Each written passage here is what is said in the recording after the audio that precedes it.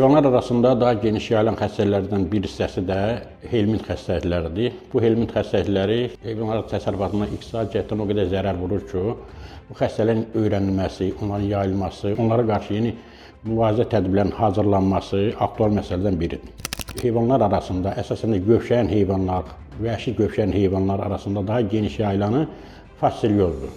Fasilyoz hətta dünya praktikasında 3%-ə qədər əhalinin yoluxması qeydə alınmışdır. Bu xəstəliyi əsasən iki növ helmint törədir.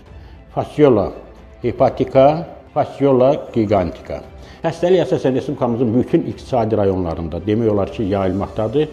Amma xəstəliyin daha geniş yayıldığı Azərbaycanın Aran dağ ətəyi ərazilərindədir. Dağlıq ərazilərində xəstəliyin törədicisinin aralıq sahibinin az olmasını, ona görə bu xəstəliyin daha geniş yayılmasının qarşısını almışdır.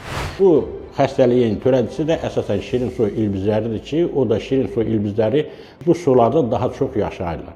Xəstəliyin heyvanlara keçməsində əsas səbəblərdən biri də kalla xaric olunmuş helmint yumurtaları daxil olur şirin su ilbizin bədəninə, orada 3 mərhələ inkişafını keçəndən sonra ilbizin bədənini tərk eləyir, həmin su, dayanıqlı su hövzələrində suyun üzərinə buraxır. Quyruqlu olur və o hərəkət edərək suyun kənarına çatır. Quyruğunu itirərək özündən buraxdığı şirə ilə özünə xarici mühit amillərin təsirindən qorunması üçün qabıq əmələ gətirir. Həmin mərhələdə olmuş helmint sürfələrini heyvanlar su ilə və ot ilə udduqda fasilyoza yoluxurlar. Fasilyoz sürfəsini udmuş heyvanlarda əsasən inkişaf prosesi 2 ay, yarım 3 ay müddətinə davam edir. Belə ki, orqanizmə düşmüş fasilyola yumurtası mədə şirəsinin təsirindən əriyir və bağırsağa keçdiyi halda sürfələr çıxır. Və həmin sürfələr bağırsağın divarlarını deşərək qarın boşluğuna tökülür. Qarın boşluğuna tökülmüş sürfələrin hamısı hərəkət edərək birbaşa qaraciyərin üzərinə daralışırlar. Və bununla bərabər bu helmint sürfələri qanla bərabər də bağırsağın divarını deşərək qan damarına düşür və qan damarı ilə hərəkət edərək qaraciyərə gəlib çatır və daimi parazitli yerə çatır və orada inkişaf edərək yetkin helmintlərə çevrilir. Yetkin helmintlərə çevrilmiş bu helmintlər parazitliyi müddəti 3-5 ilə qədər davam edir orqanizmdə.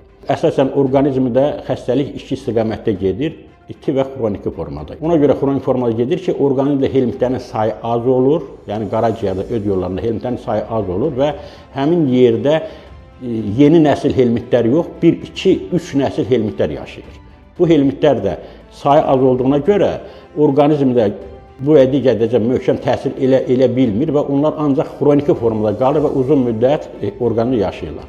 Amma iti fasciolanı törədən fasciola gigantica qaraciyərin özünə təsir eləyir və heyvanların ölümünə birbaşa səbəb olurlar. Belə ki, bu helmintlər əsasən may ayından başlayaraq dekabrın ayının axırına qədər daha intensivləşir xarici mühit amillərin təsirindən. Helmintlərin əsas əlamətlərindən biri də onların xroniki formada getdikdə uzun müddət heyvan orqanizmində qaldıqdan sonra heyvanların başında, çən altında, dizində müəyyən ölçüdə şişlərin əmələ gəlməsinə səbəb olurlar.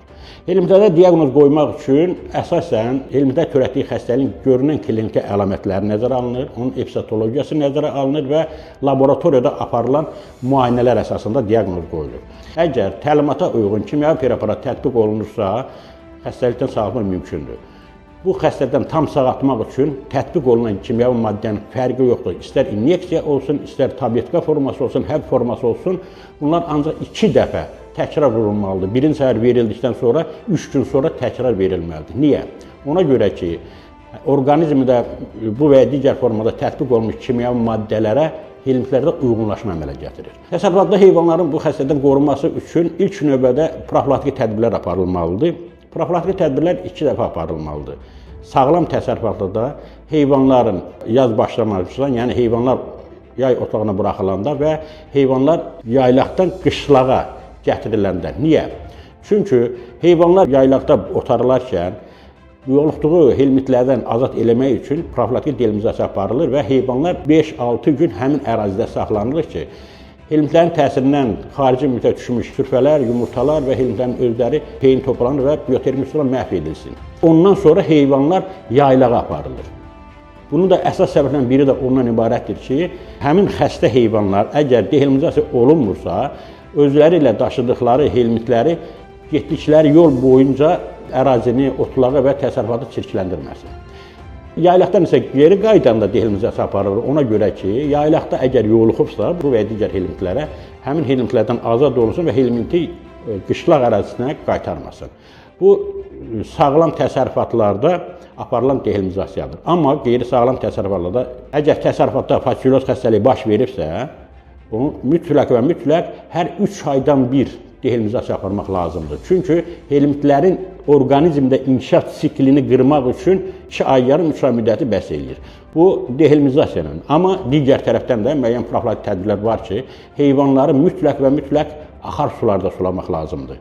Dayanalı sularda, gölməçə sularında, bataqlıq sularında sulamaq lazım deyil. Çünki parazitin aralıq sahibi həmin şirin su ilbizlər həmin ərazilərdə daha çox yaşayır və bununla yanaşı heyvanlar otarıldığı ərazilər mütləq və mütləq bataqlıq, sucaq yerlərdə otarılmamalıdır, quraq ərazilərdə otarılmalıdır. O ərazilərdən biçilmiş otlar qurudulub 6 aydan sonra heyvanlara verilməlidir. Və xəstəlikdə aparılmış dehlimizasiyadan sonra heyvanların peyinləri toplanaraq biotermiki üsulla zərərçəkməlidir. Çünki peyini toplanıb topa saxladıqda orada temperatur 70-80 dərəcəyə qədər çatır və orada da helmintin yumurta və sürfələri o temperaturun təsirindən məhv olur. Və heyvanlar bununla bərabər yüksək keyfiyyətli yemlərlə və yaşıl yemlərlə daim olaraq yemləndirilməlidir.